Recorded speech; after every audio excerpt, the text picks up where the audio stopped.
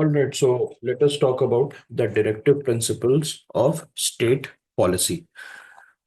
So DPSP is something that you see a lot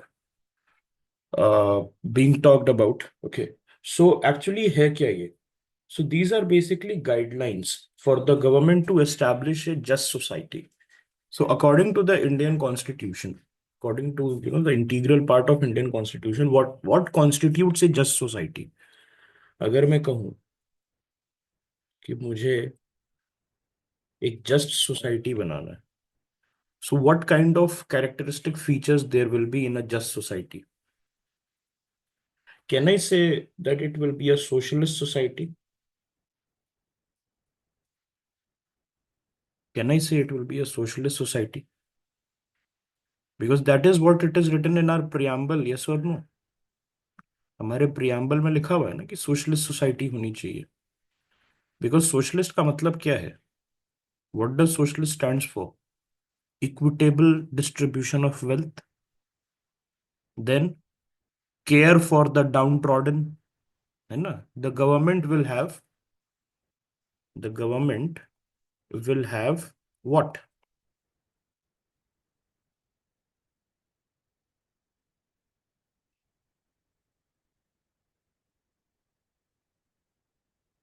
Fair treatment of the vulnerable community in mind. People who are handicapped from birth, not handicapped in a sense of physical handicap, but there are social handicaps. Yes. उसके बाद क्या है? What will be in the government's mind? Social welfare. Now, the problem with DPSP is that you cannot execute them unless and until you have enough resources. So when we got independent, we started on the path of industrialization. If you see a lot of factories, they were set up.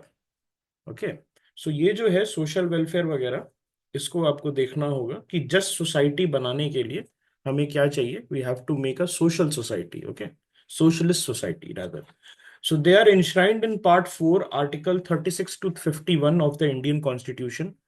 So जिस तरीके से आपने देखा कि article 12 में हमने क्या किया था, स्टेट को डिफाइन किया था, we had defined state in the very similar manner in article 36 we also define state. Okay, but we define state for the purpose of DPSP. And in Article 12, we define state for the purpose of fundamental rights. Is it clear? Okay. No, reservation is not the only affirmative action. Okay. Can I say taxation is also in India, income taxation is also a affirmative action.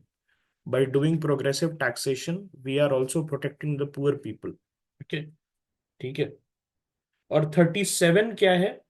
Article 37, it talks about the non-justiciability of the DPSP. That is, you cannot go to court. And why you cannot go to court? For the first thing that you need to understand, these are directives, instructions. Okay. So directives or instructions जो है, these are advisory in India. तो क्या advisory आपको मैं advice दूंगा कि ठीक है, आप फॉर्म जो है उसमें दिल्ली रख लो मेंस का सेंटर, या चंडीगढ़ रख लो, या कहीं रख लो, ठीक है, तो दैट इज एडवाइस ना। You are not suppose to follow through on that 100%। Okay. आप एडवाइस या तो you follow on it 100%, but if you are of different mind you can not follow through. So यहां पर जो directives है, these are necessary advisory, but it is subject to the availability of resources. Now, for an example, I'll just give you that मैंने आपको बताया था समाजवादी वृद्धा pension. तो समाजवादी गवर्नमेंट जो है, वो उत्तर प्रदेश में they were giving ₹500 to the elderly. Okay, so ₹500 to the poor elderly. Now you will ask कि 500 में क्या होता है? व्हाट हैपेंस इन 500, है ना? 500 रुपए में तो किसी का घर तो चलता नहीं है। गांव में भी ले लीजिए तो वहां पर भी 500 में चलता नहीं है। लेकिन एक चीज आपको पता रहनी चाहिए, according to the resources of the state, state की क्षमता इतनी है, the state is able to give only ₹500। Okay, so ये जो है अकॉर्डिंग टू द रिसोर्सेज हम बात करेंगे। What ever the state can, the state will do, but you cannot force the state to go beyond its means. The rights are important. अब मैं अगर fundamental rights की बात करूंगा विच आर जस्टिसिएबल, सो क्या ऐसा हो सकता है कि there are some people who are bonded labour and you will say that the state does not have resources to rescue them, so we will rescue them whenever we will get resources? No, this is not the thing. Okay. Rights are something that the state has to protect immediately, whereas directives are something that the state can implement on its own time. And that is why it has been kept as non-justiciable. So, what is non-justiciable? That is present in Article 37 of the Indian Constitution. So, non-justiciability जो है ये ensure करता है that the government does not get pressurized to follow through on this directives. You cannot go to court like you go to court for part 3. So ये जो है directive principle part 4 में है. Okay, so part 4 of the constitution उसमें है. So they are non-justiciable, that is they are not legally enforceable, but they are fundamental to governance. Now this is very important. This line, they are non-justiciable, they are fundamental to governance, is very important because in the first line, it basically prohibits the citizens from approaching the court. And in the second line, it tells that if the government wants, it can bring in laws and it can bring in, orders which are in line with DPSP.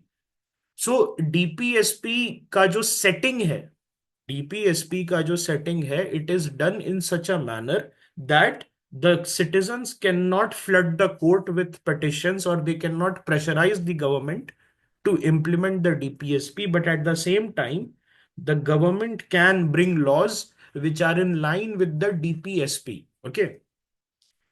So it is inspired by the Irish constitution, influenced by Gandhian principle and the principles of socio-economic justice. Okay. So, what are the features of directive principles of state policy?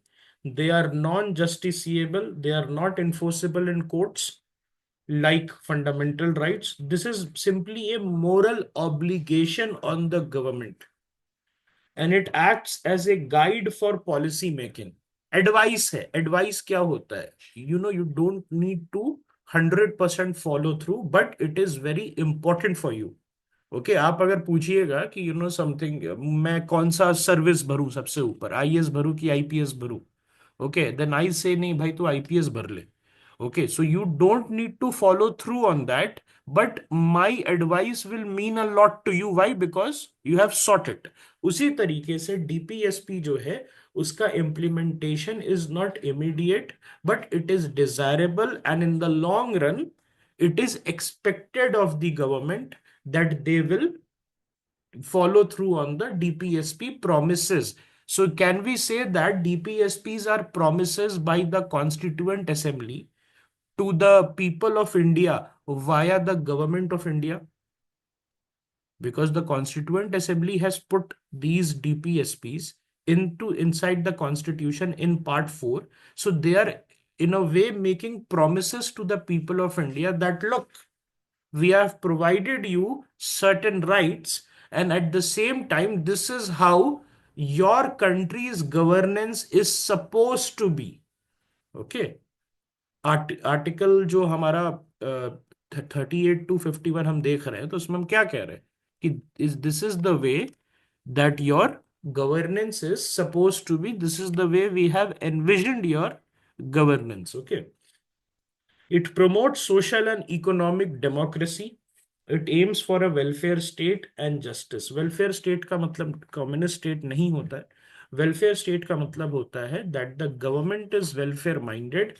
Okay. And it will take from the poor and it will give, sorry, it will take from the rich and it will give to the poor. I hope that was not a Freudian slip. Supplement fundamental rights. Supplement fundamental rights. It work towards equality, dignity, and socio-economic rights, or it is flexible in implementation. The parliament can implement DPSP gradually whenever they will have the resources. Okay, resources जब आएंगे तब हम करेंगे. मेरे पास X resources है तो I can only give 500 rupees to the pensioners. When I will have many more resources, I will give 2000 rupees to the pensioners. Okay. It is dynamic in nature. That is, it can evolve based on the changing socio-economic condition. So, do you think that whatever social economic conditions existed in 1948, they are the same in 2025? It has changed a lot.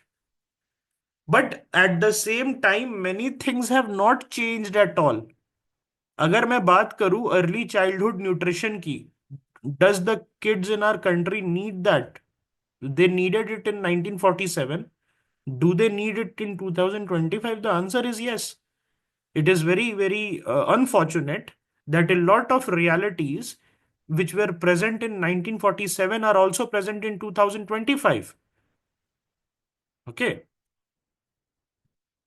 So, Champakam Dorairajan case में क्या हुआ था? The Supreme Court had ruled that fundamental rights are supreme over TPSP. And it led to the first constitutional amendment in 1951, adding Article 15, Clause 4 to balance fundamental rights and DPSP. So, supremacy establish की गई थी कि fundamental rights जो है वो DPSP के ऊपर है.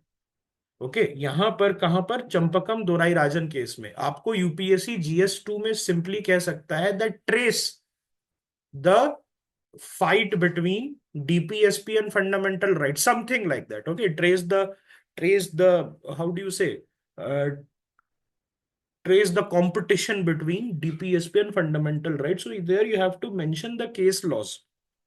वहां पर जो है आपको केस लॉ देना होता है. तो fundamental rights is it's more supreme over DPSP.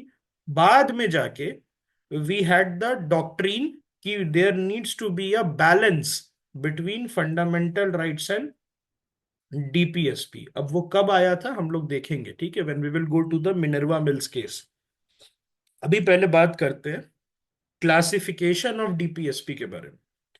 So classification क्या क्या है, व्हाट आर द क्लासिफिकेशन?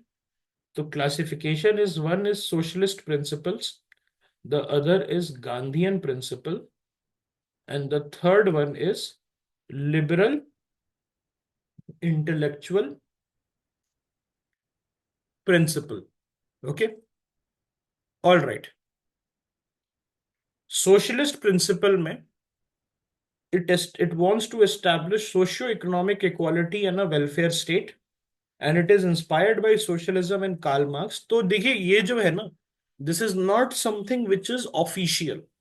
हम जो है इसको अपने कन्वीनियंस के लिए जो है अलग अलग आर्टिकल्स को अलग अलग जगह पे उसको हम लोग डालते हैं. तो सबसे पहले if I am talk about the socialist principle, article 38 which promotes social, economic and political justice. Article 39 which talks about equal pay for equal work, and it prevents wealth concentration. ये क्या करता है? वेल्थ कॉन्सेंट्रेशन जो है उसको prevent करता है. Article 39A, that is free legal aid to the poor, and it was added by the 42nd Amendment Act. Okay. Then Article 41, right to work, education and public assistance. Article 42, maternity benefit and humane working conditions. Article 43 living wages and decent condition for workers. तो ये article 42 and 43, can I say that the labour codes which were passed in 2020 2019, sorry, so labour codes जो थे they are in line with the DPSP article 42 and 43, the labour codes, yes, correct. Article 43 A workers participation in management of industries, so ये 42nd amendment से डाला गया था। Article 47 public health and prohibition of intoxicating drinks and drugs. So ये जो है Gandhian principal भी है। गांधी जी क्या कहते थे, प्रोहिबिशन के अगेंस्ट थे, सॉरी प्रोहिबिशन के फॉर थे, he wanted prohibition, he was against alcoholism. Okay, मनरेगा जो है 2005 में आया था, it aligns with article 41 that is right to work. Okay, so then we talk about the Gandhian principle. So Gandhi ji क्या चाहते थे, गांधी जी चाहते थे एक stateless society. So was Gandhi ji an anarchist? क्या गांधी जी एक अनार्किस्ट थे? He was not exactly an anarchist. What Gandhi ji wanted was that village republics होगा, okay, there will be thousands of village republics like that was in during the Mahajanapad times, and each village will have its own, okay, it will have its own way of doing the their economy, okay, चरखा चला के जो है अपना self sustenance करेंगे। okay, now Gandhian principle, it wants to talk about the rural development, the cottage industry and the self sufficiency। so इसमें क्या है, आर्टिकल 40 जिसमें विलेज पंचायत जो है उसका फॉर्मेशन करना, और हुआ भी 73rd अमेंडमेंट से। सो एक तरीके से हम कह सकते हैं कि 73rd अमेंडमेंट जो है उसके थ्रू जो है हमने गांधीयन प्रिंसिपल्स को एग्जीक्यूट किया। Then Article 43, promotion of cottage industry. Gandhi ji, he was in favor that every village will be self-sufficient if they have a robust cottage industry. Okay. Stateless का मतलब यही होता है, there is no centralizing authority, there will be decentralized authority. And this is what both Karl Marx and Gandhi ji wanted.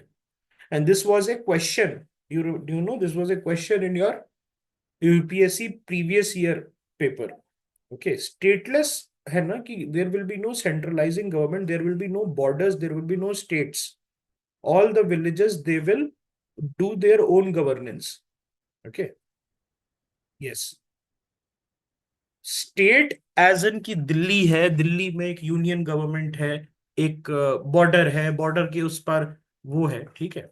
So state क्या हुआ, state exist नहीं करता है। Ultimately he wanted that there will be globally जो है बहुत सारे villages होंगे, और विलेजेस जो है वो अपना खुद का पार्टिसिपेशन करके पंचायत के थ्रू।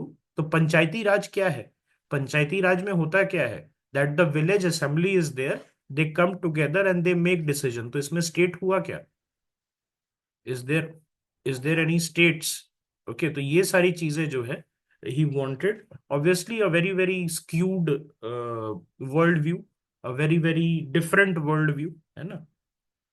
तो ये जो है आपको समझना होगा that you might be interested in a stateless society, but will China B interested in a stateless society?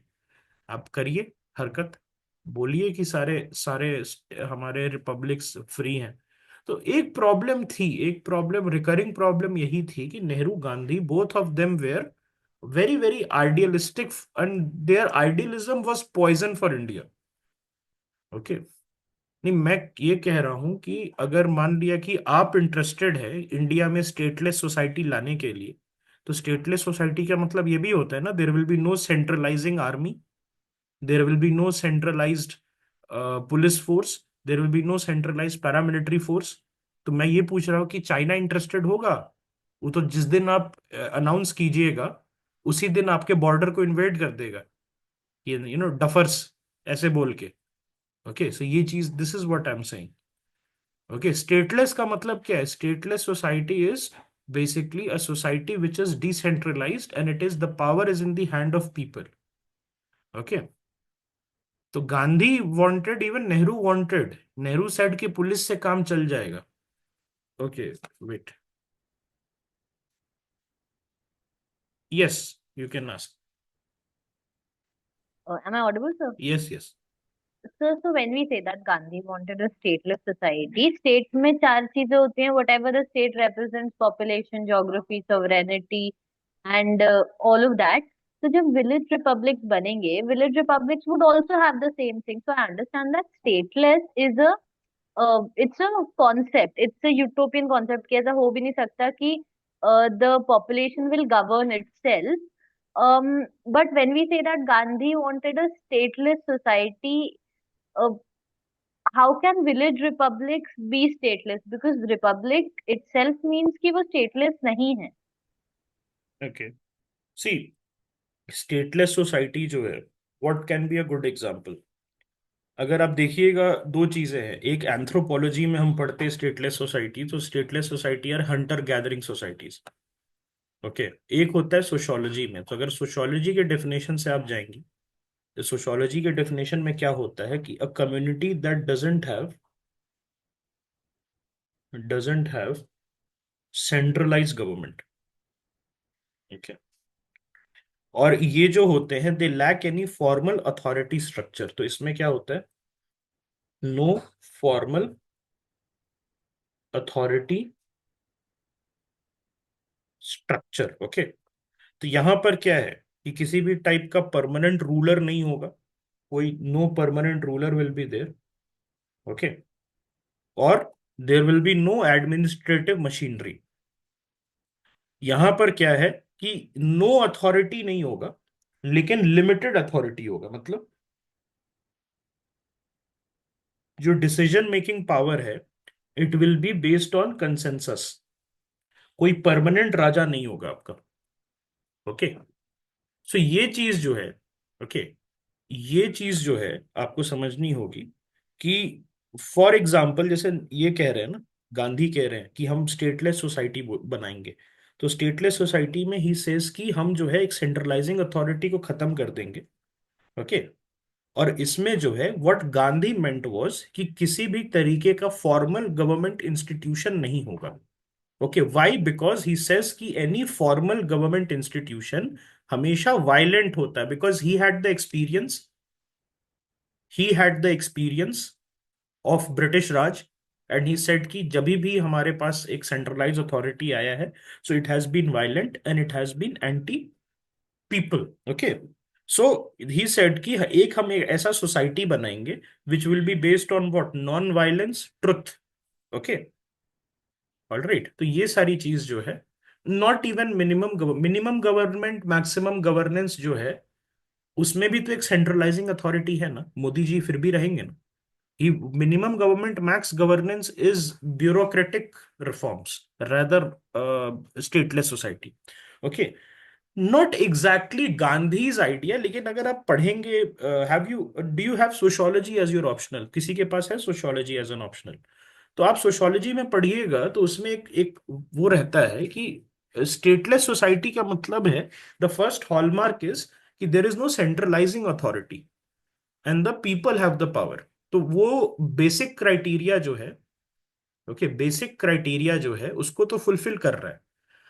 What stateless society, you know, you are saying, वो थोड़ा सा एनार्की की तरफ चला जाता है। Okay, so there might be different conditions. Okay, there might be different conditions, but Gandhi की जो अंडरस्टैंडिंग से हम पढ़ते हैं stateless society, okay, alright, Gandhi के अंडरस्टैंडिंग से पढ़ते हैं, तो उसमें कोई फॉर्मल स्ट्रक्चर नहीं होगा। मैंने क्या क्या बताया? कंसेंसस से डिसीजन मेकिंग होगा, लिमिटेड अथॉरिटी होगा, no permanent rulers, doesn't have a centralised government, and कोई फॉर्मल अथॉरिटी स्ट्रक्चर नहीं होगा। ओके, ठीक है, चलिए।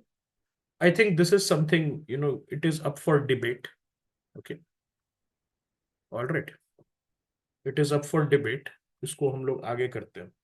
Article 46, education and economic interest of SC STs and weaker section. तो क्या हम कह सकते हैं that the reservation is a way for the government to execute the DPSP, that is Article 46. Okay. Article 47 of the Constitution, improve public health and nutrition. Article 48, prohibit cow slaughter and promote agriculture. अब ये बहुत मेरा favourite article है। क्यों? because many Congress people, they say कि people should be allowed to eat whatever they want and beef should be allowed in India. So I love to quote Article 48.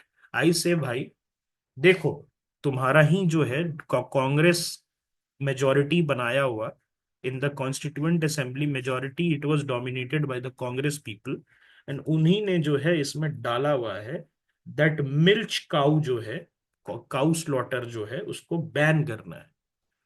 ठीक है, तो सबसे आसान चीज है, somebody says, any Congress people says कि okay we want to eat beef और something like this, उसको बस बोलो बाबा साहेब के संविधान में बिलीव करते हो, ही विल से बिल्कुल करता हूं, तो आर्टिकल 48 जाके पढ़ो, it prohibits cow slaughter. Okay, example, so Mahatma Gandhi national rural employment guarantee act मनरेगा 2005 supports rural employment under Article 40 and 41। Okay, so नाम बहुत फिटिंग है, नरेगा जो है national rural employment guarantee act, उसका नाम बहुत फिटिंग है, that is Mahatma Gandhi, because Gandhian principle को एग्जीक्यूट कर रहा है। ठीक है, तो इसमें आर्टिकल 40 जो है विलेजेस में सेल्फ सफिशिएंसी ला रहा है। ओके, विलेजेस में सेल्फ सफिशिएंसी ला रहा है, but it is part of the constitution. Article 48 is part of the constitution.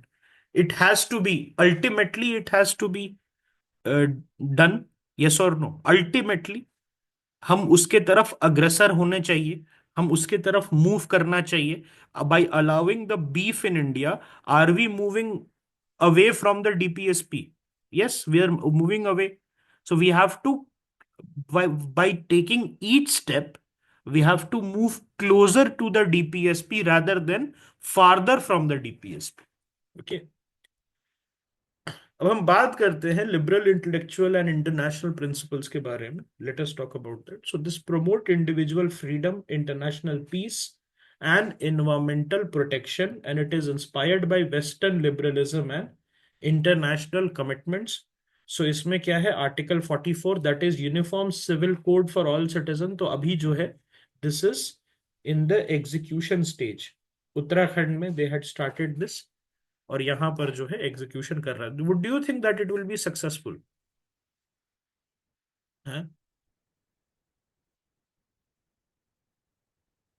And promote agriculture है, it's not to promote. Okay, so cow slaughter जो है उसमें लाइवलीहुड भी प्रमोट होती है, by the way. Why? Because cows are milch milch cattle है, this cow is basically referring to milch cattle. India में आज भी जो है buff meat is allowed, buffalo meat is allowed. Milch bos indicus जो है उसको आप नहीं मार सकते हैं, बॉस इंडिकस को नहीं मार सकते। केरला में कैसे बीफ मिलता है, मेघालय में कैसे बीफ मिलता है? How do you get beef in Meghalaya and Kerala? The answer is they are not bos indicus. वहां पर जो है जो होते हैं ना, they are not bos indicus. Okay, so what had happened was that there is a story that goes कि अटल बिहारी वाजपेयी साहब जो है, ही saw somebody eating beef, and he was not outraged. So somebody asked कि अटल बिहारी वाजपेयी जी आपके सामने ये खा रहे थे, तो ये आपने कुछ बोला नहीं? तो he smiled and say that this is not bos indicus.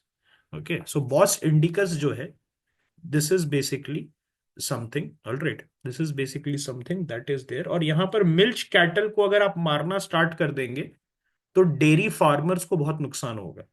That is why it is important for their protection, so that livelihood can be promoted. Okay, in the end civil code will be modified to accommodate everyone. So Oasis is 100% right। आज के date में वही हो रहा है। आप कह रहे हैं कि सिविल कोड हम लेके आएंगे, एंड उसमें देखिए ट्राइबल्स नहीं रहेंगे और ये नहीं रहेंगे, वो नहीं रहेंगे, Parsis can do their own thing because उनका पॉपुलेशन घट रहा है, ये हो रहा है, वो हो रहा है। अल्टीमेटली क्या हो जाएगा? यूनिफॉर्म सिविल कोड नहीं है, यूनिफॉर्म मुस्लिम हरासमेंट कोड हो जाएगा। मतलब ले दे के आपको मुस्लिम्स को ही टारगेट करना है। You are not interested in a uniform civil code, you are interested in हिसाब चुकता काइंड ऑफ थिंग। ओके, अगर यूनिफॉर्म सिविल कोड का मतलब क्या होता है दोस्त? यूनिफॉर्म सिविल कोड का मतलब होता है everybody is uniformly Everybody is uniformly civil.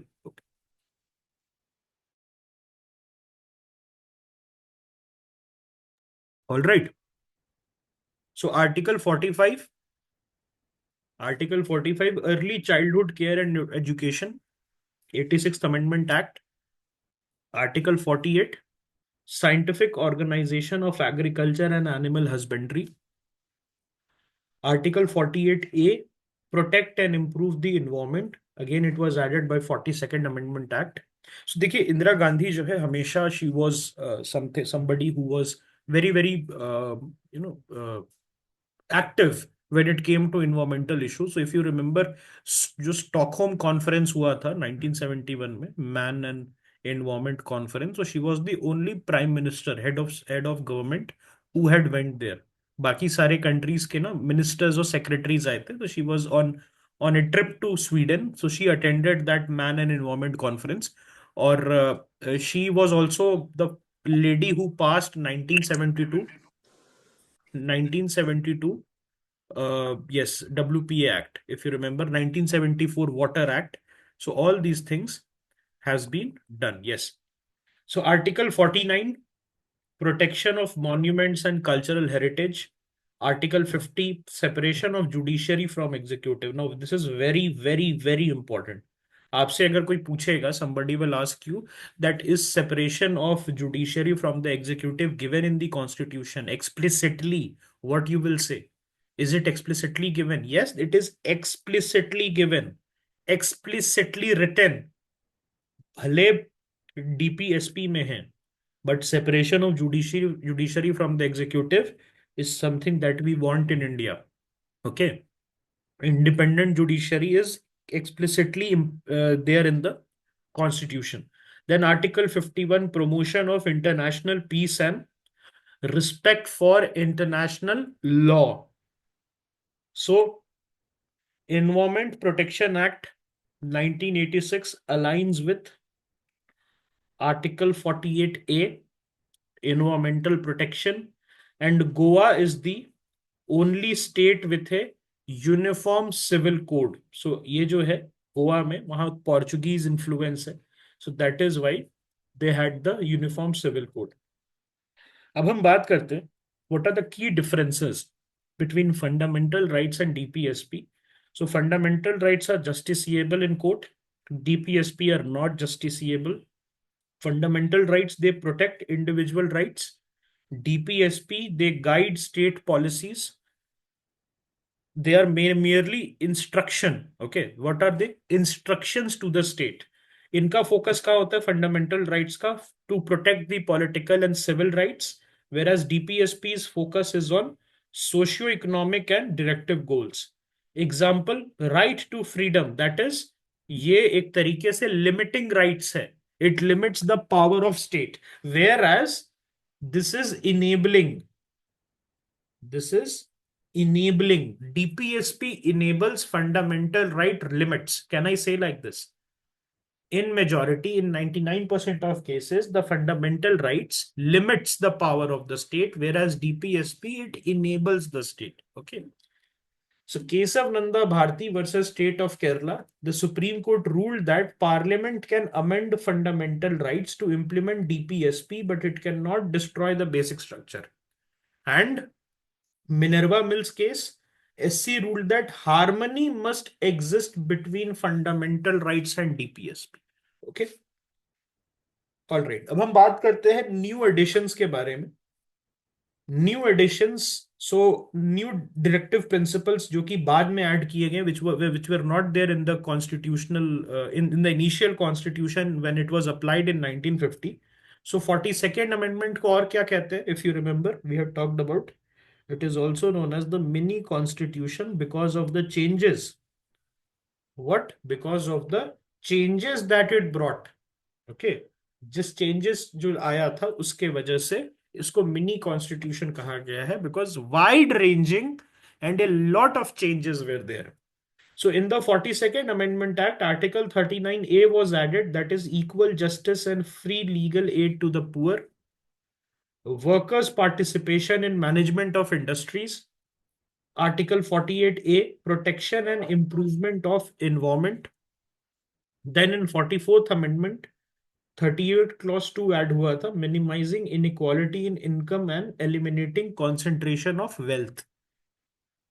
86th amendment 2002 से क्या हुआ था, early childhood care and education for children below 6 year. तो यहां पर क्या हुआ था, what had happened was that यहां पहले कुछ और था। ओके, पहले क्या था, यहाँ राइट टू एजुकेशन था, और राइट टू एजुकेशन को फंडामेंटल राइट बनाया गया 21A में, और यहां पर क्या बच गया, early childhood care and education for children below 6 years. Okay, so why this change, because in fundamental rights the execution becomes immediate and urgent। और इमीडिएट और अर्जेंट बना ना उसमें 28 में जाके, तो यहां पर क्या डाल दिया इन्होंने, अर्ली चाइल्डहुड केयर। तो न्यूट्रिशन जो है, nutrition is something that can be gradually implemented, but the free and compulsory education for kids between the age of 6 and 14, it is immediate and urgent. और उसके लिए जो है, the government wanted itself to be responsible, it wanted itself to be in the eye of the storm।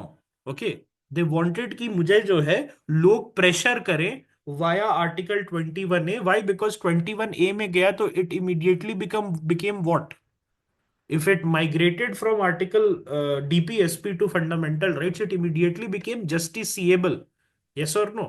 तो justiciability आया तो अब pressure आएगा, anybody can go to court and hold the state accountable। so urgency बढ़ाने के लिए this was a move that was made। so environmental laws article 48A के अंदर आते हैं। it led to the Environment Protection Act 1986। MNREGA aligns with article 39। okay, sanction behind DPSP की हम बात करते हैं, हाउ आर दे इम्प्लीमेंटेड, कैसे ये इम्प्लीमेंट होते हैं। तो since DPSPs are not justiciable, इनके इम्प्लीमेंट डिपेंड करते हैं पॉलिटिकल एंड मोरल सैंक्शन पे। मतलब you can not go to court and say that okay see mister जज, these people, the government is not doing their job. So यहां पर क्या है, government must follow DPSP as a constitutional duty. Okay, आप जो हैं, suppose ऐसे मानिए कि आप you are getting outside your house and you see a neighbour, are you obligated to do him नमस्ते या good morning? When you see uncle neighbour और aunty neighbour, so are you obligated? You are not obligated. आप jail में, आपको कोई jail में नहीं जाएगा, आपको जो है कोई जेल में नहीं डालेगा, but you do it anyways because this is your संस्कार और मैनर, है कि नहीं? तो उसी तरीके से डीपीएसपी पे कोई सैंक्शन नहीं है, government will not be put to any kind of judgement और टेस्ट, लेकिन डीपीएसपी को इम्प्लीमेंट करना एक कॉन्स्टिट्यूशनल एंड मॉरल ड्यूटी है। So voters can reject the government that ignore DPSP in elections. So if voters they want, they can ignore the government also, और ignore जो जो government है, for example अगर socialist नहीं है, they are not taking care of the environment, they are not taking care of the poor, UCC लेके नहीं आया है, तो they can be rejected by the voters. Then legislative sanctions can also be there. So many laws have been enacted to fulfill DPSP. So this gives DPSP some credibility despite it being non-justiciable. जैसे minimum wages act, it confirms article 43, that is provision of living wages to the people. Right to education act 2009, it confirmed article 45, that is education for children, and then it was transferred to 21A। और article 45 के education for all के जगह क्या आ गया, nutrition. Okay, promotion of early child care and nutrition. So judicial sanction है, supreme court has interpreted DPSP to strengthen the fundamental rights. Okay, and court uses DPSP to justify their progressive rulings. तो यहां पर क्या है, आप court नहीं जा सकते, when I say it is non justiciable, so you cannot go to court saying that this particular article, let us say article 48A has not been implemented, अभी भी बहुत ज्यादा फॉरेस्ट में कमी है, ऐसा नहीं बोल सकते आप, you cannot go to court। but if there is any judgment which is ongoing in a different case, in a different circumstances, DPSPs can be used to justify the ruling. Okay, उस समय जो है directly आप नहीं जा सकते, लेकिन courts can use this to justify their rulings that okay मैं ये रूलिंग इसलिए दे रहा हूं, I am giving this judgement, why, because see, even in the constitution it is mentioned, even it is in the minds of the constituent assembly. Can I say that DPSP is a mirror into the minds of the, or an inlet into the minds of the constitution makers? Yes, not mirror, but I think inlet will be a better word. Inlet है, अंदर देख रहे हैं आप कि mind में क्या चल रहा था, what kind of state these people wanted. Okay, yes. सो उन्नी कृष्णन जो उसका है, उन्नी कृष्णन केस है, so supreme court declared right to education a fundamental right under article 21, linking it to article 45. So Unni Krishnan case में आरटीआई में, आरटीई में क्या बोला गया था राइट टू एजुकेशन में उस समय? Please remember, 86th amendment act बाद में आया, which put right to education in article 21 and hence made it justiciable. उस समय क्या था? Unni Krishnan case was in 1993. So 1993 में क्या हुआ था? राइट टू एजुकेशन उस समय नहीं था, बट राइट टू एजुकेशन को फंडामेंटल राइट माना गया 1993 में, and they used article 45 which contained the right to education principles back then. Okay, तो उसको यूज करके क्या किया गया? जस्टिफाई किया गया. सो तो basically use the part 4 to justify, okay, this. Now let us talk about the criticisms of DPSP. This is non-justiciable, obviously. To देखिए, constitutional duty, moral duty is fine, but do you think that this knocks some sense of urgency? Do you think that Modi ji would get up in the morning and the first thing that he would think is आज तो मुझे DPSP implement करना है? नहीं नहीं, उनके mind में नहीं चल रहा है. ओके, पॉलिटिकल अपॉर्चुनिज्म को बढ़ावा देता है डीपीएसपी का नॉन जस्टिसिएबल होना. Okay, so it cannot be enforced in court, making them ineffective. It is too vague and idealistic. It is not very defined. Okay, so some DPSPs lack clear guidelines for implementation. So people, they are not very clear how to implement them. Okay, then there is a conflict with fundamental rights. So some DPSP require laws that may restrict fundamental freedoms. So उसमें क्या होगा ये देखिएगा, conflict with fundamental rights में we read about article 39. It's conflict with right to property, because you know that before the 44th amendment act, right to property was also a fundamental rights. तो हमेशा जो है government it used article 39 to justify right to property's abrogation. So पहले बोला क्या गया कि how can you do this? Why? Because the fundamental rights are suppose to be superior. The fundamental rights are supposed to be superior. How can you justify abrogating the right to property? And mind you, this was before right to property was thrown out of the part 3. तो उस समय यही बात चलती थी कि आप article 39 को यूज करके कैसे जस्टिफाई कर रहे हैं राइट टू प्रॉपर्टी का abrogation. This is something that we will study later on in the handout only. So Uniform Civil Code Article 44 is still not implemented due to political and religious opposition. तो आपको क्या लगता है सिर्फ मुस्लिम personal law की problem है? नहीं, मुस्लिम personal law की भी प्रॉब्लम है, लेकिन पारसी पर्सनल लॉ की भी प्रॉब्लम है. ओके, क्रिश्चियंस की भी मांग है कि नहीं होना चाहिए. Something like this should not be there. Tribals की तो चलो, ट्राइबल्स को तो ऐसे भी छोड़ देंगे, ट्राइबल्स की तो बात ही नहीं करना है, उनको तो ऐसे ही छोड़ रहे हैं. In the draft only they are saying कि tribals they can keep their religion, keep their culture and tradition. Okay, so this is something that is a very big thing. And Parsis में क्या होता है ना कि they have certain rules that if a Parsi woman marries a non-Parsi person, their kid will not be counted as a Parsi. And if a Parsi man marries a non-Parsi woman, their kid is counted as a Parsi. So ये problem आती है. That is why their population is so low. उनके population जो है इतना लो है because women के बच्चों को काउंट कर नहीं रहे आप with another another communities man. And जो मैन है उसके जो बच्चे हैं, जैसे देर is a man, Parsi man, and he Mary's a non Parsi women, तो उसके बच्चे दे विल बी काउंटेड। तो इसीलिए 70,000 पे आके रुक गया है। 70-72 हजार पे you can not convert, this is not easy, this is not Abrahamic religion where you can convert. Okay, तो दो रिलीजन आपको पता होगी, जुडाइज्म एंड जोरोएस्ट्रियनिज्म। ओके, तो बहुत मुश्किल है इसमें कन्वर्ट होना, they do not accept you very easily. It is very difficult to become a Jew, and it is very difficult to become a Zoroastrian. Okay, मुसलमान आप बन सकते हैं, हिंदू बन सकते हैं, आप क्रिश्चियन बन सकते हैं, very easy. They want you, these religions want you inside. Okay, लेकिन जूइश जो है बहुत आपको भगाते हैं। ओके, आपको जो है दे फोकस अ लॉट। जोरोएस्ट्रियंस का भी सेम केस है, they don't want you to, there is a blood purity thing among them. It's not easy to get accepted. Convert कर सकते हो, बोल सकते हो आज से मैं पारसी हूँ, okay, but they will not accept you. Conflict between fundamental rights and DPSP, अब हम उसकी बात करते हैं, बहुत इंपॉर्टेंट टॉपिक है ये। जीएस 2 पॉलिटी में भी आपका 10 नंबर का या 15 नंबर का आ सकता है। Okay, so fundamental rights and DPSP nature क्या है? फंडामेंटल राइट्स का जस्टिसिएबल है, डीपीएसपी का नॉन जस्टिसिएबल है। Fundamental rights focuses on individual rights and freedoms, DPSP it focuses on socio economic justice.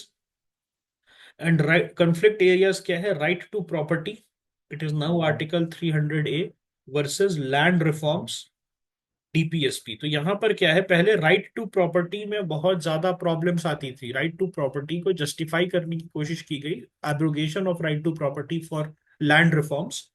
And they said कि land reforms is given in article 39। They said कि यार equitable distribution of wealth, so is wealth also land? when I say that equitable distribution of wealth, so wealth is also land, तो उसका distribution करना है मुझे, उसका क्या करना है, उसका डिस्ट्रीब्यूशन करना है। This is what the government said. And the zamindar lobby who held most of the land, they said कि why should be it be done, you are abrogating my fundamental rights. तो चंपकम दुराई राजन केस में the court had already said that the fundamental rights are superior. Okay, तो ये tussle चलते रहा जब तक the court came in and finally said that there needs to be harmony between the fundamental rights and DPSP। आइए देखते हैं, Champakam दोराईराजन case में 1951 में supreme court ruled that fundamental rights, that is FR, will prevail over DPSP in case of conflict, that is part 3 is stronger than part 4। and this led to the first amendment 1951 enabling reservation in education। तो यहां पर आप problem समझ रहे हैं, पहले reservation लाया गया, सो पीपल स्टार्टेड सेइंग कि this is abrogation of article 15। So what did they do? Article 15 में ही रिजर्वेशन का प्रोविजन इंक्लूड कर दिया। Why? Because in the original article 15 what does it say? It say that there shall be no discrimination on the basis of certain criterias। ओके, सो उस समय लोगों ने कहा कि कैसे रिजर्वेशन आ सकता है, how can reservation in education be brought? So they said कि okay, we will amend the fundamental rights only, and this article 15 clause 4 will serve as a, you can say it will serve as a guideline. Okay, कि जो है आप ये कर सकते हैं, but this is again in part 3। सो यहां पर किसी भी टाइप का कंफ्लिक्ट पॉसिबल ही नहीं है, बिकॉज पहले डीपीएसपी में था that we will do this, but then they said कि 15 क्लॉज 4 में ही हम ले आते हैं। ओके, फिर केशव नंदा भारती केस में supreme court ruled that parliament can amend fundamental rights to implement DPSP, but they can not alter the basic structure. Okay, so basic structure as you know it is an evolving list, so उसमें जितनी भी चीजें होंगी उसको आप abrogate नहीं कर सकते। Then comes Minerva Mills versus Union of India case. So Minerva Mills जो है वहां पर फंडामेंटल राइट्स और DPSP they must be harmonised and neither is superior. Okay, so what is the final verdict? Champakam Dorairajan में क्या बोला? FR is superior then DPSP.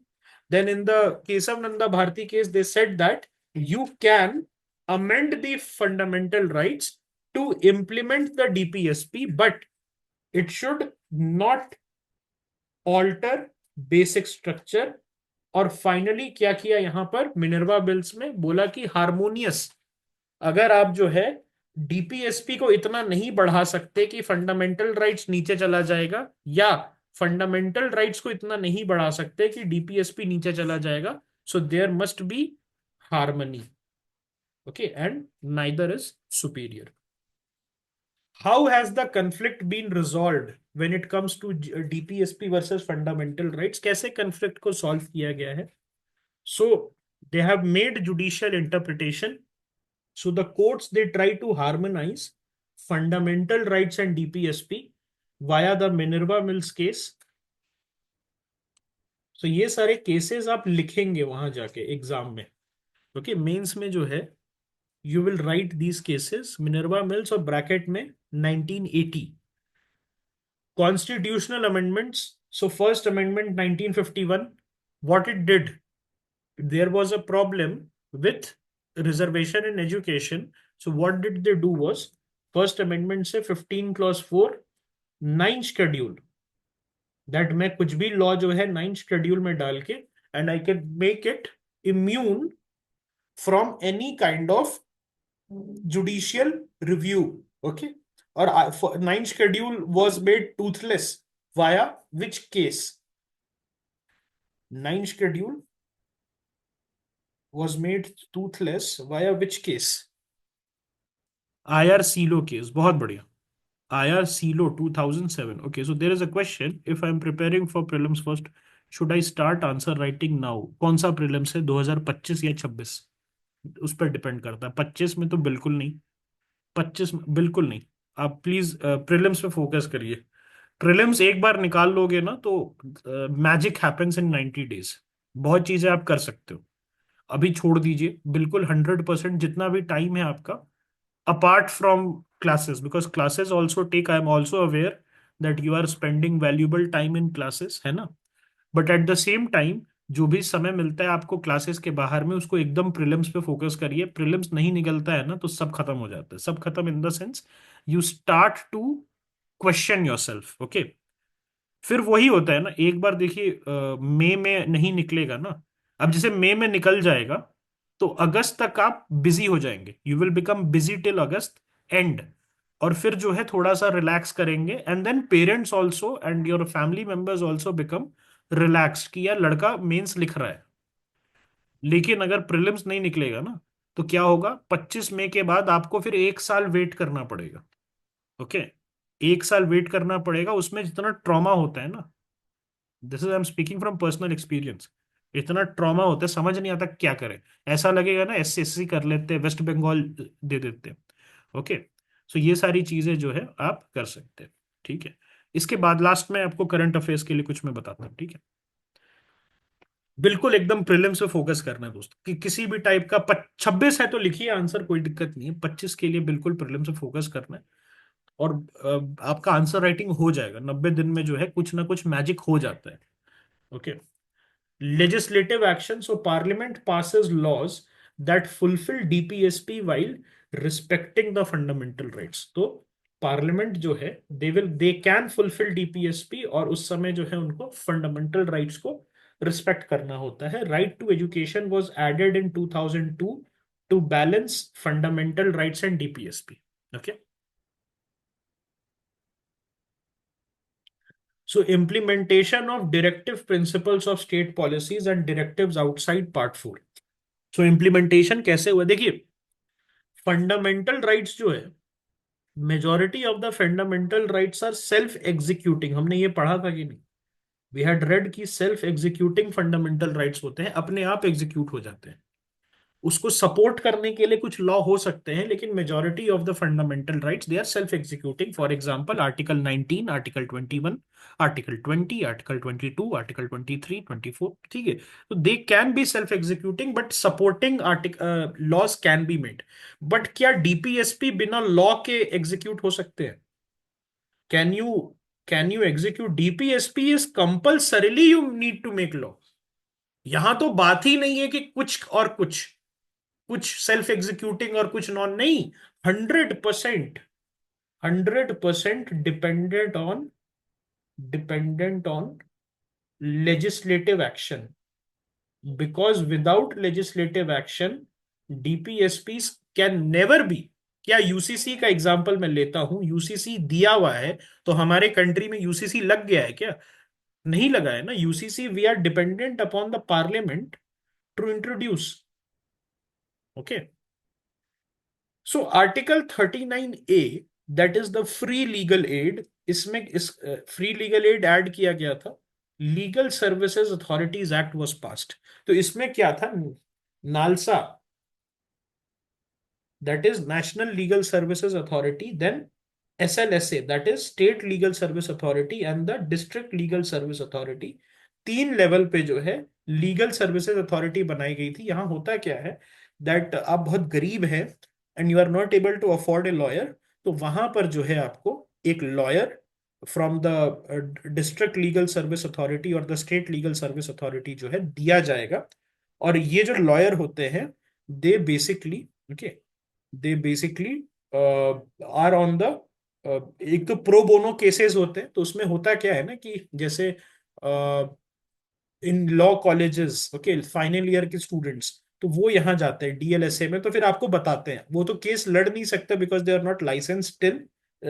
तो उस क्या करते हैं ना, आप अगर बहुत पुअर हैं and you don't know how to file a petition और समथिंग लाइक दिस, तो आपको हेल्प करते हैं वो कि ऐसे करो। और उसके बाद जो है आपको जो प्रॉपर लॉयर्स होते हैं with a license, they will take your case there in the district legal services authority. यहाँ दोनों चीज होती है। यहाँ पर जो है बहुत सारे बड़े लॉयर्स जो है they also come, sort of आप ऐसे कह सकते हैं कॉर्पोरेट सोशल रिस्पॉन्सिबिलिटी के लिए they also take cases. So many many big chambers, they take cases, okay, pro bono they take cases. And वो एक तरीके से बैज ऑफ ऑनर हो जाता है उनका। अगर आप उनके वेबसाइट पे जाइएगा तो वहां पर दिखाएंगे कि माई एसोसिएट और माई सीनियर एसोसिएट और my partner, they took 3 cases in this month from the district legal services authority. So article 41 में क्या आ जाता है, राइट टू वर्क, जिसमें मनरेगा जो है वो आ गया 2005 का जो एक्ट है। तो इम्प्लीमेंटेशन के लिए you need a law. Then workers welfare, जिसमें मिनिमम वेजेस एक्ट और मैटरनिटी बेनिफिट एक्ट आ जाता है 1961 का। देन एजुकेशन फॉर चिल्ड्रन, इसमें राइट टू एजुकेशन एक्ट आ जाता है। एससी एसटी अपलिफ्टमेंट के लिए SC ST prevention of atrocities act, okay.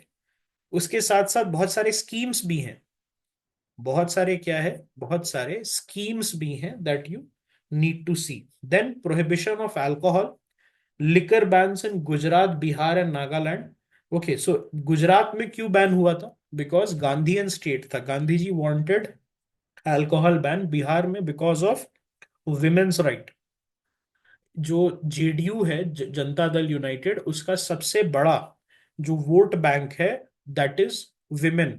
जब विमेन जाती हैं वोट करने, because you know illiteracy is very high, so they ask कि तीर कहाँ है। तीर मतलब जो जेडीयू का साइन है, why this crazy fan following of JDU among the women, because of this alcohol ban. Okay, alcohol ban जो है, क्योंकि होता क्या था, वही हस्बैंड्स जो है सारा पैसा उनसे छीन लेते थे, जो भी वो कमा के लाती थी, अल्कोहल पीते थे and then they use to beat them up. तो बिहार में जो अल्कोहल बैन हुआ है, उसके वजह से विमेन में क्रेजी फैन फॉलोइंग बढ़ी है। नागालैंड क्यों, क्रिश्चियन स्टेट, क्रिश्चियनिटी जो है प्रोहिबिशन पे फोकस करता है। Okay, so laws on cattle protection and organic farming promotion. Okay, so agriculture and animal husbandry, again cattle protection it's allowed. Then environmental protection, Article 48A, Environmental Protection Act 1986, Wildlife Protection Act 1972। Okay, ये जो है आपका इसमें है। Mid day meal scheme alliance with article 47, that is the nutritional improvement. और early childhood care में भी आएगा कि नहीं आएगा? ओके, आएगा, यस। मनरेगा alliance with article 41, right to work. Okay, so हाँ, क्रिश्चियनिटी में थोड़ा सा ये कॉम्प्लिकेटेड है। क्रिश्चियनिटी में वाइन ड्रिंकिंग का कंसेप्ट है। ओके, वाइन ड्रिंकिंग का कंसेप्ट है, पौवा का कंसेप्ट नहीं है, या देसी देसी दारू का कंसेप्ट नहीं है। Okay, alright. Then implementation of DPSP through supreme court judgement,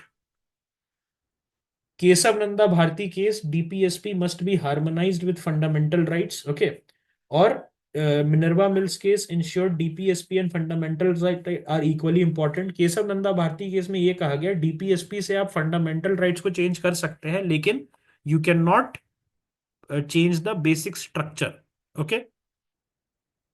उन्नी Krishnan case, right to education made fundamental, article 21A बाद में जो है, उन्नी कृष्णन पहले हुआ था, उसी में जो है पढ़ा गया था as a fundamental right under article 21। Then Vishaka case में विशाखा गाइडलाइंस दिया गया था। तो विशाखा केस था क्या basically, there was this problem की राजस्थान जो है, ओके, राजस्थान में वहां पर एक लेडी थी who had complained, okay, who was Asha worker type की थी, जो नहीं होता, जो सोशल हेल्प ग्रुप्स वगैरह में होती हैं। So she was basically, okay, she was basically complained against the local mafia who had done the बाल विवाह और the child marriage of his son with A 13-year-old girl. तो उसकी कंप्लेंट डाल दी थी। तो इन्हीं का जो है वर्क प्लेस पे इनको जो है सेक्सुअली असॉल्ट किया गया था। एंड उसके बाद ही जो है ये जो विशाखा केस जो है ये बेसिकली आया था। विशाखा गाइडलाइंस जो है आया था, so protection of women at the work place under article 39A। So Vishaka guidelines किस बेसिस पे था, तो यहां पर जुडिशियल एक्टिविज्म का एग्जाम्पल है ये। Judiciary became active and it did the work, okay, it did the work of, okay, the government, okay, ये जो गवर्नमेंट जो है उसी का वर्क इसने किया था। तो ये पीआईएल के थ्रू, क्योंकि देखिए हुआ क्या था ना, ये जो भवरी देवी नाम था उन सोशल वर्कर का, so she had stopped a child marriage, और उनको उनका जो है बहुत उनको मारा पीटा गया था और उनका सेक्सुअल असॉल्ट हुआ था at her work place by the local goons. So उसके बाद ही जो है एक पीआईएल, ओके, पीआईएल फाइल किया गया था विशाखा केस में, ओके। तो पीआईएल जो फाइल किया गया था, पीआईएल जो फाइल किया गया था, this became the Vishakha versus the state of Rajasthan case, okay, all right. और ये जो है ये पिटिशन जो है later on it became the Vishakha guidelines, okay, it became the Vishakha guidelines, all right, all right.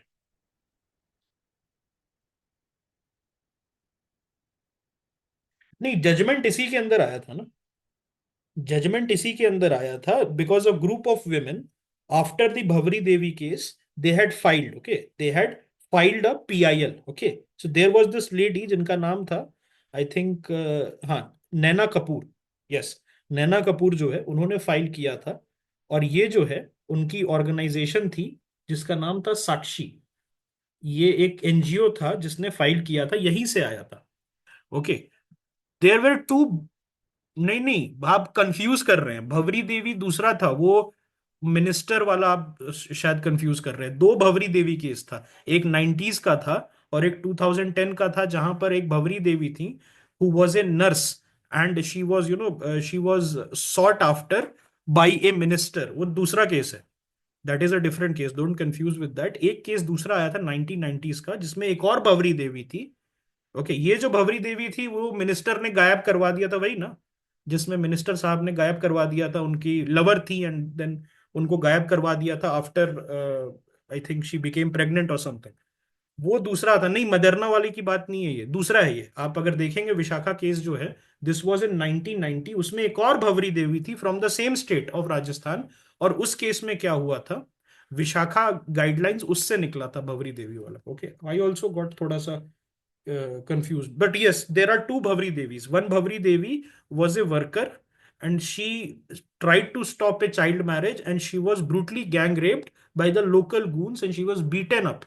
Okay, दूसरा जो था भवरी देवी, she was a nurse and she was, aspiring model, और उनको जो है उनका एक लव अफेयर था विथ ए मिनिस्टर, और उनको जो है बाद में गायब करवा दिया गया, ओके।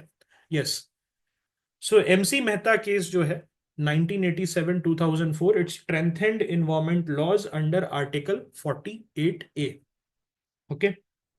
सो ये 48A के अंदर जो था आपका MC मेहता केस में. So right to education was inserted based on the DPSP. और DPSP के पहले पहले आपको मैंने 1993 का केस लॉ भी बताया था, Unni Krishnan case.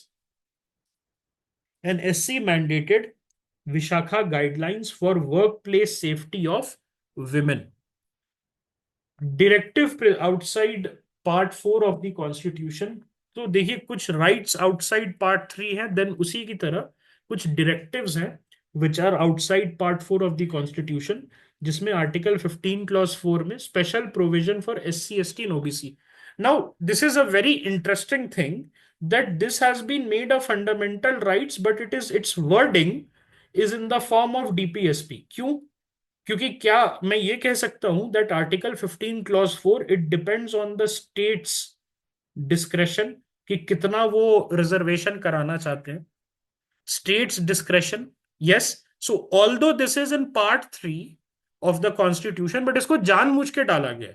There is a reason why this is here, because people were opposing if it was in DPSP. So they put it in fundamental rights. You cannot oppose it. Why? Because already जो है fundamental rights के अंदर है, part 3 के अंदर है, justiciable है.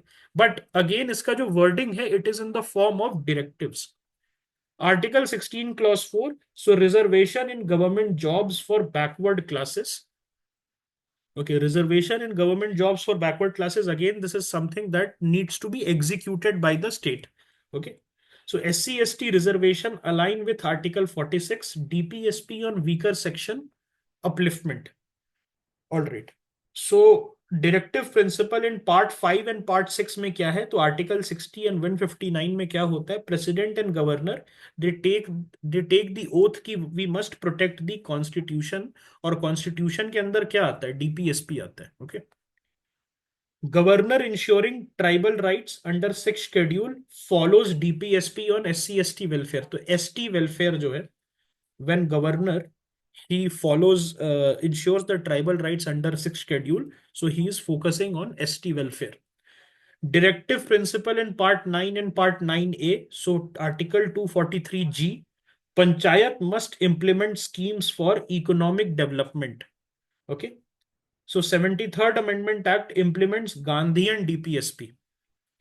Directive principle in part 12, finance, property and trade, so state can use discretionary grants for public welfare. Okay, so ladli behan is a constitutional thing, article 282. Okay, central grants for midday meals align with DPSP on nutrition. बहुत सारे examples दिए हुए हैं इसमें. Directive principle in part 14, services under the union and state, so article 309, government can regulate public service recruitment and conditions. So SC ST reservation in jobs और promotion as well. SC ST को promotion में reservation भी मिलता है. Okay, SC ST को promotion में reservation भी मिलता है. Okay. Directive principles in part 21. Okay, अगर आप यहां देखेंगे, special provisions for certain states and area. Special provisions for northeast states like Nagaland and Mizoram to protect their culture. Okay. You can say not exactly. Hawkeye सिर्फ 6 schedule में होगा. Hawkeye कौन होता है? States for the implementation. It will be the legislature itself, because discretionary है दोस्त. जब तक डिस्क्रिशनरी है लेजिस्लेचर का, गवर्नर को ना पावर है ना हाईकोर्ट को पावर है. नॉन जस्टिसिएबल है, किसी को पावर नहीं है except the legislature. Okay. Special law for tribal areas align with DPSP on SC ST protection. Okay. अब हम बात करते हैं एक बहुत इंपॉर्टेंट टॉपिक की. इसको थोड़ा सा ध्यान से देखिएगा, because this is not present outside your core books में नहीं दिया हुआ है, but I found it important. By PYQs में दिया हुआ है. ओके. सो आर्टिकल 39 जो है उसकी कंट्रोवर्सी देखते हैं. सो आर्टिकल 39 जो है, it is a part of DPSP and it aims to achieve social and economic justice. और ये कंफ्लिक्ट यहीं से आता है. जो भी आप देखते हैं ना कि we have since the Champakam Dorairajan case up till the Minerva mills case and far beyond that also many cases has come. जहां पर डीपीएसपी और फंडामेंटल राइट्स में ना इश्यूज आ रहे हैं, क्लैशेस हो रही है. So, what is the provision of Article 39? The state shall, in particular, direct its policy towards securing right to adequate means of livelihoods for all citizens. Again, Manrega. Ownership and control of material resources should be distributed to serve the common good. यही सारा पेच आके फंस रहा है. फिर एक और जगह पेच कहां फंस रहा है? No concentration of wealth in few hands. So is it not against the zamindari system? So initially, when they wanted to do land redistribution, the government tried to justify land redistribution via 39B and 39C. And this came in direct conflict with right to property, which was a fundamental rights back then. Please remember, 1978 के पहले right to property was a fundamental right. Okay. तो यहीं पर problem है. 39B और 39C का बहुत बड़ा इशू है, which created all the clashes with the fundamental rights. Then equal pay for equal work is fine. Protection of workers right in employment, that is fine. Protection of children against exploitation. So एक तरीके से मैं कह सकता हूं child labours act जो है, child labours prevention या abolition act, this is also servicing two things. It is servicing Article 24, that is one of the fundamental rights, and it is also servicing Article 39F, Clause F. Okay. So 39 में क्या controversy है? It has a conflict with right to property. So पहले आपको पता ही है कि article 31 और article 19 clause F, sorry article 19 clause 1 clause F, that was one of the fundamental rights, right to property. So Article 39B and C, it aims to prevent the concentration of wealth, but property owners, that is the zamindar lobby, they argued that seizing property violated fundamental rights. So in the case of Nanda Bharti case, the Supreme Court ruled कि Parliament can amend the fundamental rights to implement DPSP. तो क्या कर रहे थे ये? कर ये रहे थे कि 39B और C, what was 39B and C, concentration of wealth in certain hands, उसको यूज करके they were up against article 19(1)(f and article 31. So the zamindars were saying कि सर आप ही ने तो कहा था, कोर्ट को ये बोला कि चंपकम तुराई राजन केस में the fundamental right shall prevail. So how you are allowing them to take our property using the justification that this is present in Article 39B and 39C? Concentration नहीं होना चाहिए. So Supreme Court, it sided with the government in a way that it upheld the land reforms under Article 39B and C. और फिर Minerva mills case में क्या कहा कि SC जो है, they struck down a constitutional amendment that gave absolute primacy to DPSP over fundamental rights. बहुत बार ऐसा ट्राई किया गया था कि 39B और 39C को यूज करके.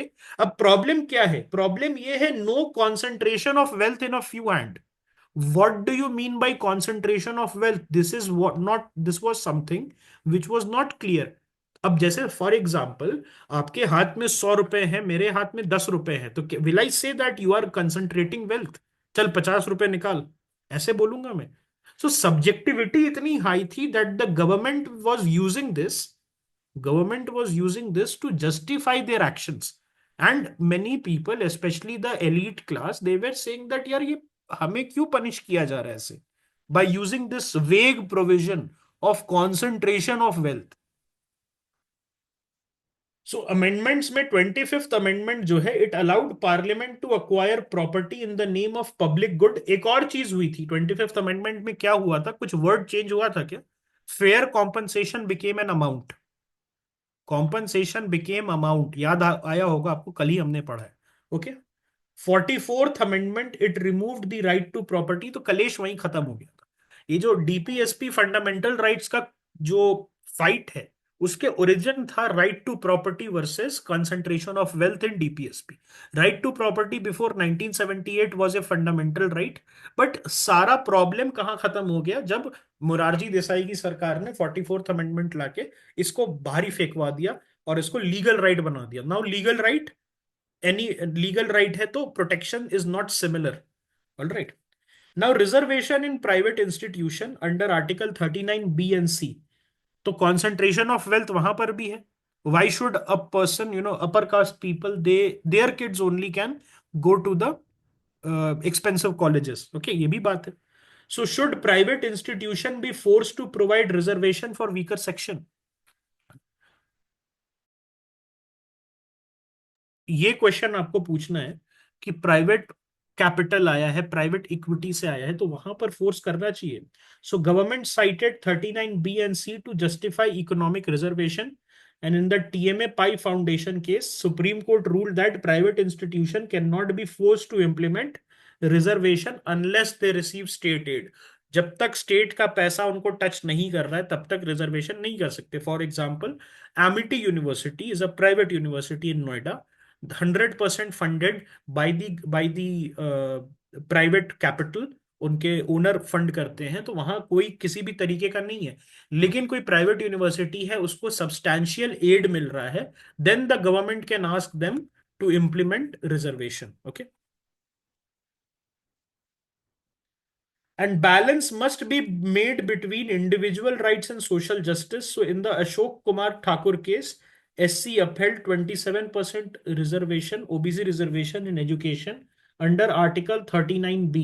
याद रखिएगा 39B क्या है? Ownership and control of material resources should be distributed.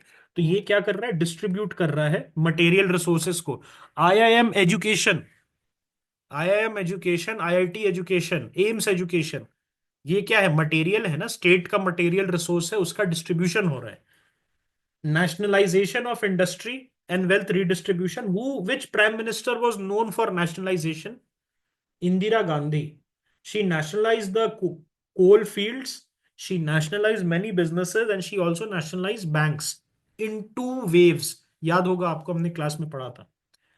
So Article 39B was used to justify state control over industries to prevent wealth concentration, and private businesses argued that forced nationalization violated their right to trade under Article 19, Clause 1, Clause G. तो RC Cooper case में, which was a bank nationalisation case, तो RC Cooper case में हुआ क्या था? That many bankers, they were given a token amount. इनका bank था 100 करोड़ का, और 2 करोड़, 3 करोड़, 80 लाख, 75 लाख रुपए जो है उनके हाथ में देके और आगे बढ़ बढ़ गए थे. ठीक है. सो उनको क्या कहा गया? उनको क्या कहा गया कि आप जो है, you have to make do with this kind of money. So SC struck down Indira Gandhi's nationalisation of banks, ruling that it violated fundamental rights. Why? Because right to trade भी है, राइट टू ट्रेड भी है. Later development, 44th Amendment, it weakened the right to property, allowing state-led economic policies based on Article 39B. So weakening of right to property, finally क्या हुआ? इसको जो है एक फंडामेंटल राइट से हटा के इसको क्या बना दिया गया? Legal rights. तो अब जो है सेम ट्रांजिशन जो हुआ इसका, इसका सेम जो इसका ट्रांजिशन है, it happened from a very protected Part 3 right to a not so protected legal right. Okay. So supreme court के डायरेक्टिव्स जो हैं हमने बात कर लिया है. तो ये आपको जो है, हो सकता है 10 या 15 नंबर का लिखना होगा. Kesavananda Bharati case, DPSP can be implemented but can not destroy basic structure. Minerva Mills, harmony होना चाहिए. DPSP and fundamental rights, not one is superior. Unni Krishnan case, right to education is linked to child welfare under Article 39F. Ashok Kumar Thakur case, reservation should be balanced with merit. So Ashok Kumar Thakur case जो है, 27% OBC reservation was upheld in these educational institutions. And Indira Sahni judgment, Indira Sahni judgment में क्या कहा था इन्होंने? इन्होंने ये कहा था 50% से ज्यादा रिजर्वेशन नहीं जाना चाहिए, so that merit is balanced with social justice. And then Olga Tellis case जो था, उसमें right to livelihood under article 39A was read as Article 21, right to life. तो how it was possible to read something in Article 21? ये देखिए 1985 की बात है. कुछ हुआ था क्या इससे पहले which sort of opened the floodgates of your right to life and liberty? नहीं नहीं, I am talking about article 21. Kesavananda Bharati was basic structure. Article 21 कुछ हुआ था क्या? मेनका गांधी, बहुत अच्छे। मेनका गांधी की वजह से जो है आप जो है अब उसको बढ़ा चढ़ा के बोल सकते थे। तो वजीर भाई, DPSP is clear. I think you were asking for DPSP to be done in a very comprehensive manner. Is DPSP clear? And is DPSP clear for everybody else present here? Just let me know. Yes, बहुत बढ़िया।